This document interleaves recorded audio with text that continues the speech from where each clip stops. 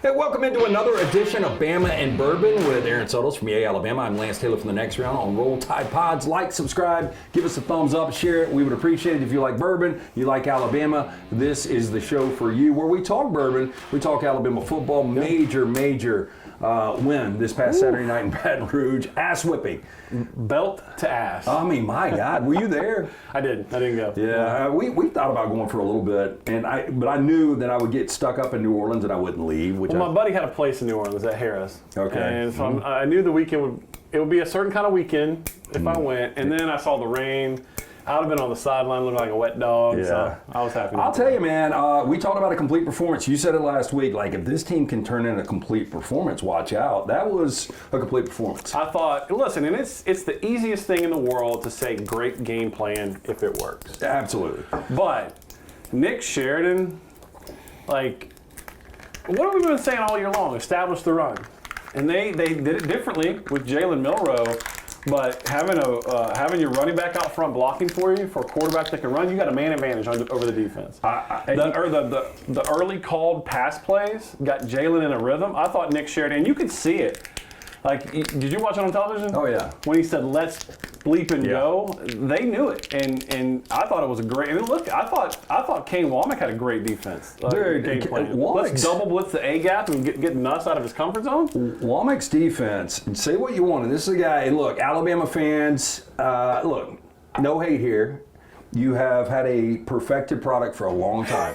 Are you saying they're spoiled? They're spoiled. Yeah, so going into this season, we knew things would really be picked over. Yep. And so somebody had to be, held accountable when you lose a couple of games. And I think Kane Womack and I think that defense, especially against Vanderbilt, look, and that was a good performance. But the way the defense is played, take away the second half of Tennessee, and we're talking about 8 quarters of football, or 10 quarters of football, where they're giving up a total of 13 points. If we go shutout Missouri, 13 to LSU, first half shutout to Tennessee. And that 7 by LSU was garbage. And Brian Kelly can complain all he wants about Alabama blitzing. They were blitzing their second and third team, and you were throwing the ball up with 30 seconds and you got left. your starting quarterback in, who, by the way, was banged up. He's banged up, and I mean, it's obvious they don't have a number 2 that's worth the shit. Yeah, it was. I thought it was disgraceful. Well, listen, you try whatever. But you talk about the Tennessee performance. Even that took a brilliant throw by Nico to win that game over Alabama. So and Alabama was banged up in the secondary.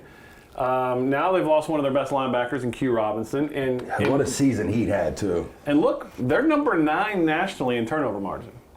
Think about that. I mean, they're turning people over at a high rate right now. Well, look, I texted Dunaway and Brown after the game, and I was like, man, I got a feeling Alabama fans might not want to hear this, or you might get excited about it. I think it is the best team in football when Jalen plays like that, especially with the revamped defense now. Yep. Ryan Williams really hasn't been a factor either. He hasn't, but I have noticed a concerted effort over the last 2 games to get number 1 involved. Yeah. Which has been a nice trend. And listen, they ran a reverse with Ryan. That was they're getting creative in how they're getting them the ball. But look, and I'm saying that's a good thing. Like if I would have told you that we had a combination of Ryan Williams, Jeremy Bernard, 3 grabs for 28 yards, I don't think they win. They don't win. Yeah. But I thought they used the running backs out of the backfield brilliantly. I agree, man. And LSU for some reason was playing off, and they just took the yards that were given to them. And if Alabama plays like that, they're going to be pretty much anybody they play. Hey, Bama and Bourbon always brought to you by our friends at MyBookie. That's our title sponsor here, mybookie.ag. Use that code next round. Double that initial deposit. That's right, MyBookie will double your initial deposit when you use the code next round. Football season in full effect, so it's winning season at mybookie.ag. Also, the Beverage Place Pink Package, we'll tell you about those fine folks. Chan just brought our Jim Beam Winter Reserve. So I grew up on Jim Beam. Yep. Jim Beam might not like this endorsement, but I'm sure way back in the day when Jim Beam was created, and that was a long time ago, 1795, there were probably teenagers drinking this in 1795. No doubt. So this is what I grew up on into my college years, and I've always been a fan of Jim Beam. Now this is interesting because it's a winter reserve, and it's got notes of vanilla cinnamon. So it's not vanilla flavored or cinnamon flavored. It's just got the notes. So aged for 6 years, finished in 2 toasted barrels. Elevated bourbon offers a smooth flavor profile of notes of sweet vanilla, cinnamon spice, and a hint of clove for a warm finish that captures the essence of winter. So we're basically just jumping right the hell over fall and going into winter with this, aren't we? Well, the way it's been humid, we ain't had a fall. I'm sweating my ass off right now in this old school brutal. Supersonics hoodie. But, this morning when I left the house, it was 60. It felt great. And it's 86 proof, too. It's pretty mellow. I think this is a good sipping around the fire bourbon here. Not bad. And cheers, by the way. Let's do it. So you got to beat Mercer, Oklahoma, Auburn. So Mercer numbers not even, it's off the board. Look, the Bears, you handle them. Oklahoma would have been trickier until watching them this past week. Their offensive line's horrible. It's terrible. Terrible. And then poor Jackson Arnold, he doesn't have a shot. They're finally getting the receivers healthy. But realistically, if you played it 20 times, Oklahoma might win once. But this Alabama team has played down the level of its competition a lot this season. They have. You would hope, though, coming off the bye, and I did make this point, that I really believe Kalen DeBoer is a hell of a coach, and coming off of a bye when you've got the momentum that you had with the Missouri game, that great coaches will continue that momentum, build, and it's like a new season now for Alabama. Okay, we got that behind us. We had 2 losses. We're still in a great spot. Yep. We went out. We control our destiny. Well, you mentioned an excellent point. I want people to consider, Alabama's had 2 bye weeks this year. Look at what they did in the first half versus Georgia, and look what they did to LSU. I don't know that you want to give Kalen DeBoer an off week to prepare for you. Well, and I always see these stats that pop up on Kalen DeBoer. Oh, the one I saw recently, and I think we sent it out. I don't know who sent it out. It might have been Taylor. It might have been Dunaway from the next round account. But Kalen DeBoer, as a Power 5 coach, has never lost a game in November. So if you go back, now this is only 3 years, but still, that's all. And when they're in contention, year 1 at Washington in 22, year 2 where they win the Pac-12 and go to a conference championship game, and then obviously to a college football playoff playing for the national championship, that entire month where you play Oregon twice. Yeah, Oregon twice. And then now you go on the road to Baton Rouge. So that's pretty impressive. I just keep waiting for him, in those moments, to look around and be in awe, and he's just not. I've seen him in Tennessee. I've seen him at home versus Georgia in those moments. I saw him on the road at LSU. He's just a confident dude. Let's talk about the linebackers for a second. Jihad Campbell and Deontay Lawson. Ooh. Jihad made himself some money Saturday night. Oh my gosh! Because I didn't realize he's got quickness too, twitch to it. He came to Alabama as an edge guy. He was an outside linebacker, which is probably where his true natural position is. And I do wonder, now that Q Robinson's lost for the season, if they're going to slide him out, maybe move Justin Jefferson, use him inside where they recruited him. Do you think Campbell's one of these guys, and I know as soon as I say it, people are going to be like, you're an idiot, like a Lawrence Taylor, where you can really line him up wherever you want? I think he's more natural outside. And I think he's got a ton of athletic ability, which you saw on that strip sack of Nussmeier, which was probably maybe the biggest play. Yeah. I would agree with that. He was fantastic. Again, 311 rushing yards. I just 15.4 a clip from Jalen Milroe. I don't know how you defend that. Now, I'm not going to give any grace to freaking Blake Baker and to Brian Kelly. Yeah, and he pretty much owned it. I know you guys can be thinking, what the hell have we done for the last couple of weeks? Because we just got slayed by Marcel Reed, and then you got a better version between the tackles coming in Milroe, and they had zero answer. And the funny thing, and I don't know what you were watching, they've got this 4K setup now on YouTube. Yeah, is that why my feed went out? At one point? Well, so I missed the 72-yard run, because what they'll do is they don't have any commercials with a 4K. So they've just got a still shot, and it's basically above the 50. It's a high shot. And I just saw this little speck. And I was like, damn, is this live action? And literally they came back and they were like, 72-yard run. No, it was pitiful, I thought, by LSU. And if I was a fan of them, I'd be really angry about it. Where would you be right now, 9-3 in year 3 under Brian Kelly, and losing like that coming off a bye? I think losing like that at home, make or break for your season, is embarrassing. Yeah, so put in perspective, look, you're part of the program, and we'll get to Yale, Alabama in a second. But can you imagine if Kalen DeBoer would have lost 42-13 coming out of this? On the road, though, he still would have gotten absolutely killed. People would be screaming, this ain't the right guy. And some of it is unlucky.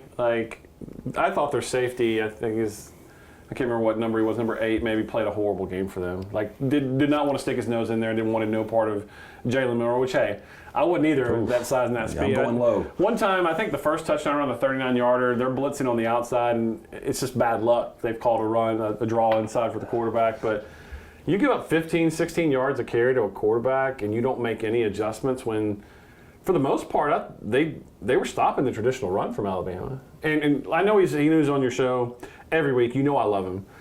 But Tyler Booker was a man. He's a beast, man. On Saturday night. There was that first touchdown run. Well, he plays violently at the offensive line and at that position, and that's what general managers want to see at the next level. And you're talking about a guy that I mean, he's obviously made a lot of money over the last couple of years. And just the stuff I wish people could see off the field, how much it means to him to play at Alabama, the kind of leader he's being to his teammates. But that first touchdown run, I'll just go back and watch it. He takes that defensive lineman and drives him 5 yards downfield.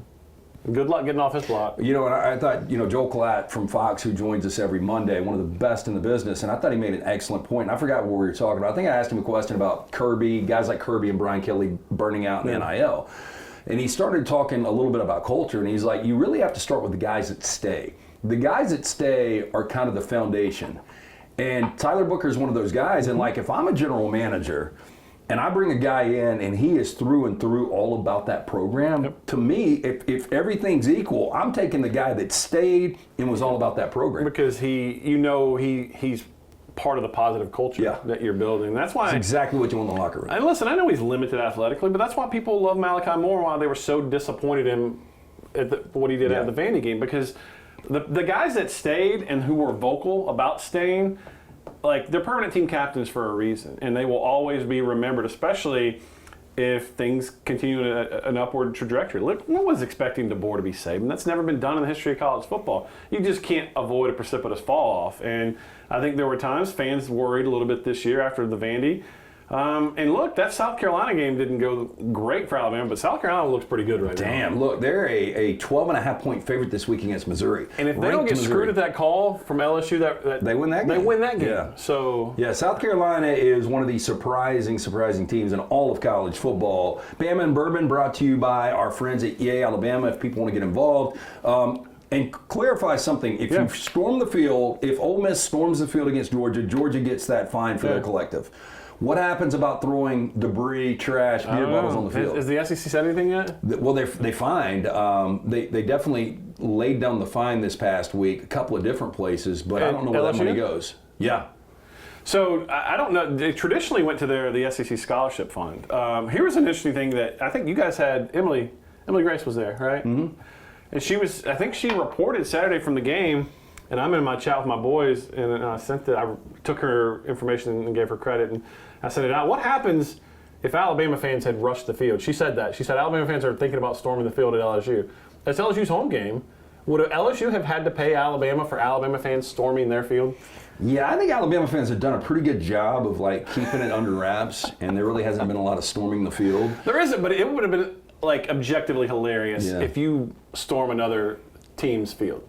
That would be interesting. Yay, Alabama, how can people get involved? Yay-alabama.com. Look, the early signing period's coming up December 4th, and Alabama currently has the number one class in the country. The portal opens later in December, so we want to keep our best players. That's the way that you can help. Look, you can get great gear. This is the traditional Block A, the old school Alabama logo. If you look closely, it says Yay, Alabama. We're selling those.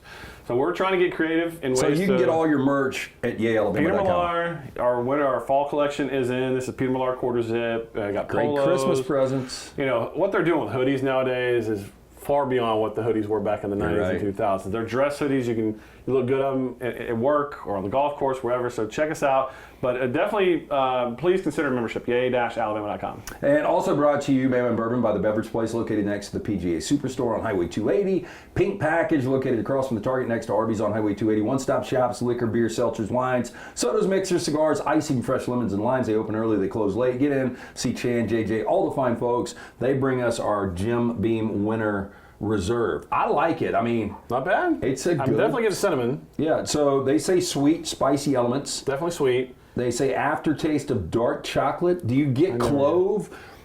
Did you ever smoke a clove when you were in high school? No, but I remember I can still smell it if I close my eyes. There were all those beatnik kids. It was the beatniks. Now I hung with a variety of people, but I have smoked a clove. Boy, you get a major buzz back in the day before. Weed was legalized in a lot of places. But yeah, I don't really get the clove here though. I get a little bit. Maybe. But definitely the vanilla and cinnamon. Says, you can say that with every bourbon. Sweetness of maple syrup. I really don't like the maple bourbons that much. I don't either. It's too sweet. Yeah, way too sweet. Too sticky, too sweet. But yeah, this is a good fall/winter sipping whiskey. So Alabama, Jam and Justice. Yep. You think moving forward? I mean, what kind of game is Mercer? Like, I understand. Stay healthy. Although they, for their level of football, have you looked at their stats? No. They're pretty good for their level. Now, you just hope that they're not running the triple option. I haven't actually looked into what they're running, but I mean, it's a game because Alabama just played its. You can argue whether Wisconsin was a complete game or not. Okay. But this is no doubt a complete game. And you want to start stacking those together because November, what did Brian Kelly say last year? That October was for pretenders, November was for contenders? Yep. It's November now. And so October wasn't a great month for Alabama. November can be. You just played your best game. You're feeling really good about yourself. Stacked performances on top of each other. There's no way they can leave you out of the playoff. Do you believe this is a Ty Simpson, like, final three-quarter game? No, at least a half for Jalen, I would think. But probably different. Like, the game plan we saw against LSU. They're not running him that much versus Mercer. Yeah, but, I mean, moving forward, he has got to be that involved in running the football because, again, I think it makes him the best team in college football. So I know you don't do it against Mercer. Yeah. And you're going to be close to a double-digit favorite against Oklahoma. You're definitely going to be a 2-touchdown plus favorite against Auburn, maybe 3 touchdowns. So, you know, like, if you're Nick Sheridan, and back to that in a second because I thought it was really cool. They emptied the coach's box. That's just, pardon my language, that's dropping your nuts on the It really is. I mean, that's a major flex. It really is. But, you know, if you're Nick Sheridan, you want to hold some things for bigger games, whether it's an SEC championship and you're playing for maybe I mean, could Alabama with 2 losses get the number 1 overall seed? I don't think so. No. I mean, if Oregon was to lose to Wisconsin this week, maybe, but... Well, let's think about I want to talk about 2 different things here. I think if you add, and this is weird to even think about, I think if you ask the majority of Alabama fans, they don't want to make the SEC championship game. Well, with 2 losses, I wouldn't.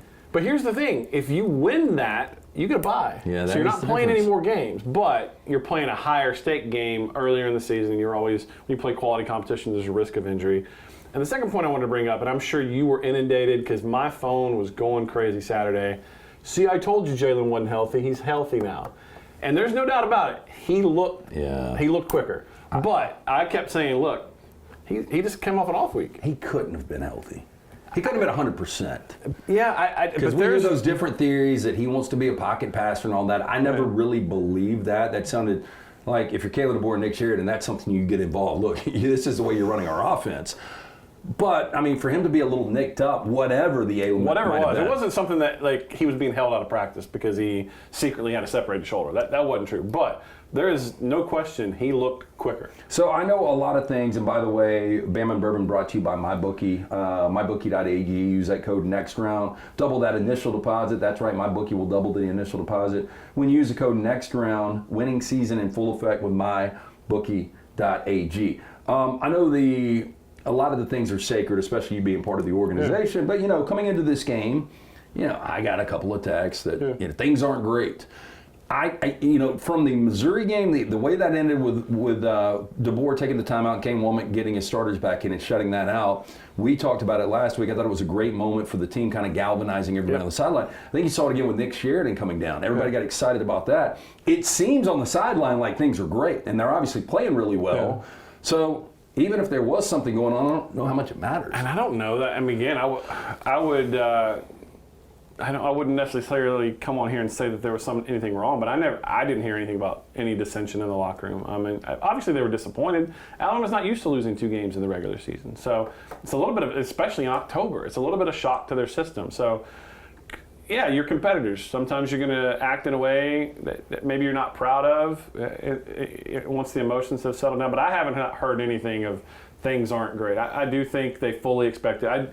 I did see post-Tennessee, they were legitimately shocked. I think they were in a state of shock. They did not expect to lose that because, quite frankly, Tennessee's not that good. Yeah, well, their defense, I think, is. No, absolutely. Good point. Defense is. Again, don't clip this and say Aaron says Tennessee stinks. Tip of the hat, Tennessee won that game. That was not a fluke. But Alabama, when they played that way, I mean, in Death Valley, that's impressive. Yeah. I mean, look, I think that is a team that can absolutely beat everybody. We know, knock on wood for Bama fans, They're going to knock Mercer off. As you said, it's a stay healthy game. So quickly, we'll turn our attention to Alabama basketball because we saw them last night. As we record this on Tuesday against McNeese State, which, by the way, was a 30-plus win team last year under Will Wade, went to the NCAA tournament. They lost their first game of the season against South Dakota State, who's always a traditional, really good Group 5 team. But Alabama, was dominating this game, and they went on that, I think, 14-0 run in the second half to cut it to single digits, and Alabama gets the win. The thing I really took, two things, and I want to get your take. Were you there last night or just watch it home? No, I was watching the boys. So, two things. First, Grant Nelson, 22 minutes. It was really good. Yeah. Hit his perimeter shots. He's got the length. He can do a ton of stuff when he's healthy. So that's a great sign for Alabama. The other thing I wanted to bring up is only 7 guys scored. So, we talked about the rotation and how difficult it's going to be with that depth. And now 5 of your next 6 opponents, starting with Purdue, are ranked opponents. How about that? This out-of-conference is a crazy schedule for Nate Oates in Alabama. Do you think he's still trying to play with, how am I getting this rotation straight? I think you have to. And listen, they have not looked like the offensive team that we thought they would be the last 2 games. They've struggled a little bit. I will say, again, tip of the hat to McNeese State. They got after it defensively. And college basketball is different now with the ability, the transfer portal, and we all know Will Wade can recruit. For mid-majors, they got great athletes. And the same was true the week, who did they play the game before? Who am I forgetting? Arkansas State. Brian Hodgkins can recruit. So those are, Will Wade and Brian Hodgkins can both recruit. Those are mid-level, mid-major programs with not mid-major talent, if you know what I mean. They got some dudes that could play. The one thing I take away, I know everyone's going to be frustrated by the way Alabama shot the ball on Tuesday night, but defensively, they locked in, and defense will travel. Shooting can come and go on a given night. Well, especially with that many shooters. Will travel. Everybody on that team can shoot it. And they, I like the way they're on the boards, even though I thought McNeese State was great on the boards too. I think Alabama only out-rebounded them by 1, but defensively, when things aren't going well, you're not knocking down your shots. Defensively will keep them in the game, and I thought that was a good sign last night. Okay, so I'm going to ask you a random question. We haven't asked this before on Bama and Bourbon. But at the end of the football year and the college basketball year, who's got the final ranking, the higher ranking? I say basketball, simply because people expect you to lose in basketball, and I don't see this. Listen, I'll be shocked. Now, I know that what their next 7 games are 5 of 6 are against big-time ranked opponents. Silly. And the one unranked team is Illinois. So. I'll be shocked if this is a double-digit loss team. Yeah. Well, Auburn, watching them too, just staying in the SEC. Great. They look great too. They are great defensively. Bruce is a good coach. I told our NIL. Those are the only tickets I need this year from you. And I told our guys, I'm like, secure courtside tickets and let's auction them off because Alabama-Auburn this year is going to be must-see. Bama and Bourbon, again, brought to you by Yay Alabama, the collective. If you want to get involved, very simple. It's where we are today. It's not going anywhere. If you got to pay to win. You do. Yay-alabama.com. You can pick up this great hoodie, Peter Millar. I like it. I like a different alternative color. Yeah. Also, mybookie.ag. Put in that code next round that will double your initial deposit. If you're looking for party favors all weekend long for the Jake Paul-Mike Tyson fight, will you watch Mike Tyson's last fight ever? I want to.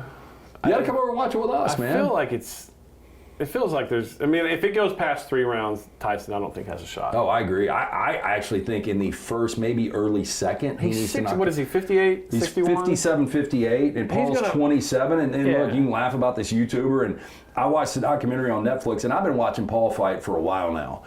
And I never thought I would say this, and I said it seriously. Oh, dude, he busts his ass. He was training with. He got into it late, and so true boxing aficionados will always knock him for that. But I do wonder how this got commissioned. It seems. Oh, it's just everybody's getting paid. Everybody, and especially Netflix. You saw what Netflix paid Tom Brady to do. Tyson's 58 years old. He can go around 2 maybe, and he's going to be gassed. Oh, so if he doesn't knock Paul out in those. Everybody, our generation's like, Tyson's going to kill him. And what they don't realize is if you've watched Jake Paul from his first fights to where he is now, he is becoming like a skilled boxer who's got a lot of power. Now, does he have a jaw? We don't know because he hadn't been hit like that. But has anyone ever shadow boxed for 3 minutes? No, it's impossible. I went to one gym in LA. I did the boxing was the cardio they did. It's killer. People it's easy. No, it's not. He killed me. And he's 58 years old. You're boxing on your own for 3 minutes. Now imagine ducking and the adrenaline and Yeah.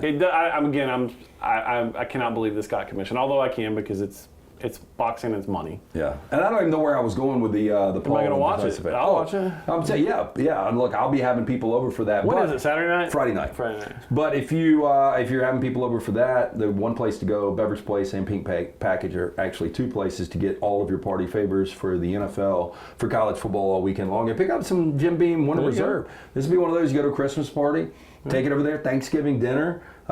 This will pair with a lot of different things. Doubt. So we feel like Alabama gets the win, goes to 8-2, and then 2 more, and we'll see what happens in Oklahoma and Auburn. But again, we appreciate everybody taking a little time with us here on Bama and Bourbon. Please like, subscribe. It's on Roll Tide Pods. Share it. We would appreciate that. Always brought to you by mybookie.ag. You guys be safe and have a great week out there.